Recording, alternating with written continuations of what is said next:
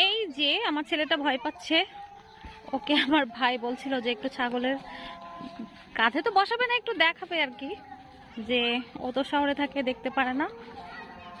তো গ্রামে এসে আমার ছেলেটা খুবই খুশি যে মামার কোলে ঘুরছে, গ্রামটা দেখছে। এটা আমার মামার বাড়ি এলাকা, খুবই সুন্দর। এই যে এখানে সবাই খেলাধুলা করছে, অনেক বড় মাঠ, যেটা শহরের বাচ্চারা পায় না। অনেক বাচ্চারা খেলছে এখানে। আমার ভাই, বৌদি, হাজবেন্ড, বাচ্চা কাচ্চা সবাই মিলে বের হয়েছি একটু গ্রামটা ঘুরতে। এই যে সবাইকে এক ঝলক দেখিয়ে দিলাম।